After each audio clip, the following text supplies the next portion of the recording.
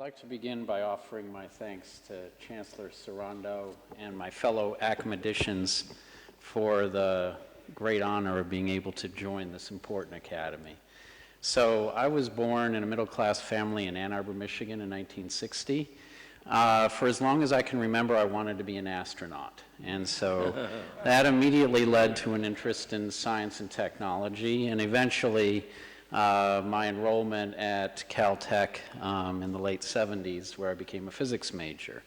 One time in a sophomore fluid mechanics lab, I realized that I had an actual affinity and a love for doing experimental work with practical applications that I can do with my own hands, and that's really guided my career ever since.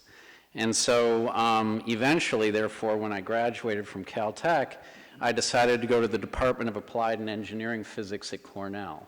And I knew when I went there that I wanted to try to do something transformative as opposed to something incremental. And I had my chance when I met my advisors, Mike Isaacson and Aaron Lewis, who had an idea for making an optical microscope to look at living cells with the resolution of an electron microscope. Today, that's known as near-field optics. And so I worked on that for 6 years, first in graduate school, and then another 6 years on my own at Bell Labs, AT&T Bell Labs. Bell Labs was by far the most exciting place I've ever worked. It really matured me as a scientist, and it really formed a lot of my current opinions about how science should be done. I'm, however, very saddened to see, and I think it's been a great loss for science, the decline of the industrial research labs that's happened in the United States over the course of my career. And so while the near-field technique that I developed there had a number of successes, it also had a number of fundamental limitations that made it clear eventually that I was never going to meet my dream of being able to look at living cells with high resolution. And I also became increasingly disenchanted with academic science as a whole as I watched the level of scholarship decline and the level of hyperbole increase as more and more people entered the field. And so I became quite discouraged, and I quit Bell Labs, and I basically stayed home while my wife continued to work. And then one day while I was pushing my daughter around in a stroller, I realized that you could make a different way of trying to get to this molecular resolution microscope by, if you could somehow isolate individual fluorescent molecules and then find their positions to sub-wavelength precision. Unfortunately, at that time, there was no good way of isolating molecules at the densities that exist inside of cells, so I just published the idea and left it at that. And so in the end, I and my family moved back to Michigan, where I grew up. A few years earlier, my father had started a machine tool company that was successful, and so I worked for him. And I came up with an idea for what I believed was a revolutionary new machine tool technology that would greatly reduce the costs of parts for the auto industry. And I spent 4 years developing that technology and 3 years selling it. In the end, I sold exactly 2 machines. And so it was a complete disaster. And so I apologized to my father for burning $1 million of his money, and I resigned. And so now I was unemployed again for the second time with no idea of what I was going to do next. But I did something smart in that I reconnected with my best friend from Bell Labs, Harold Hess. And Harold had also left Bell as it shrunk and went to work in a company in San Diego. And so we started to meet in various national parks around the country, because he was kind of facing the same sort of midlife crisis I was about, what do we really want to do?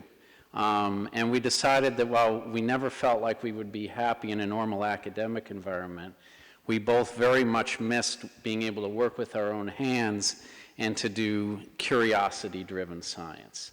And so we started to look around for ideas, and one day we went to Florida State University, where we heard of a new type of fluorescent molecule that could be turned on at will.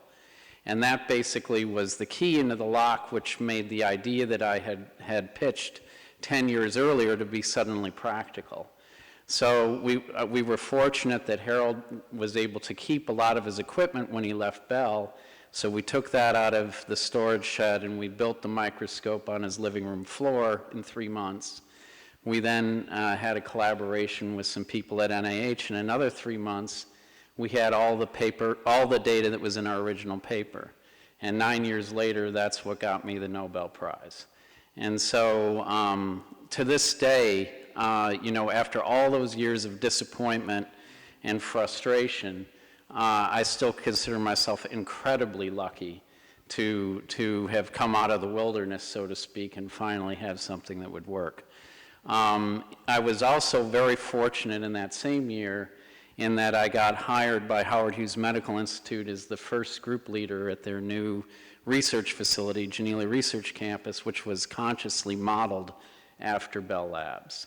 And so for the last decade, I've been there, and I worked for the first couple of years on extending our super resolution technique, but eventually realized it had its own limitations as well. But now, fortunately, I was a little older and hopefully a little wiser, and instead of quitting instantly, I instead used those limitations to figure out other types of microscopes that would work in other ways that would be better. So now we have microscopes that optimize resolution, or optimize speed, or optimize gentleness to the sample, or optimize how deep we can image, and they all have roles. And I feel like I've been, the most productive time of my career has been in that sort of rebirth of that Bell Labs model at Genelia for the last decade. So all of that is fine, but for family reasons, I've now moved to just recently to Berkeley. And I'm trying to use this opportunity. Now I feel microscopy is fairly mature. It's a big field. I've learned I don't like to be on a bandwagon. I like to build a bandwagon. And so, so I think it's time for me to bow out of that field. And so now it's my third midlife crisis again, of figuring out what I'm going to do for the last stage of my career. And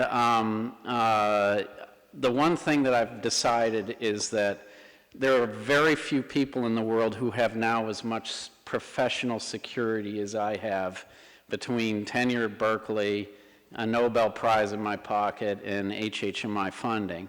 And so I think as a consequence, it's my responsibility to try to come up with something, to take a risk, a very big risk that potentially could have a big payoff.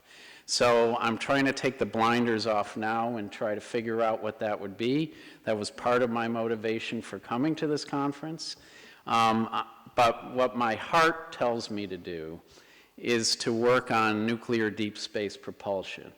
But I need to find the time to work in isolation again, as I've done before, for a year or two to learn, to contemplate, to think, and see if I can convince my head if that's a wise course of action or a foolhardy one. Thank you very much.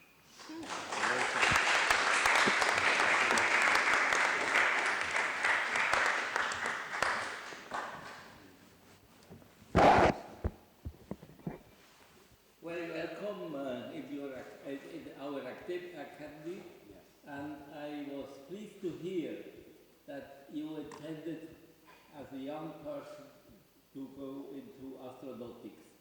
And you may realize that the Vatican is a door to the heaven, so you are on the right way. Well, may not make it all the way to heaven. Okay. Thank you.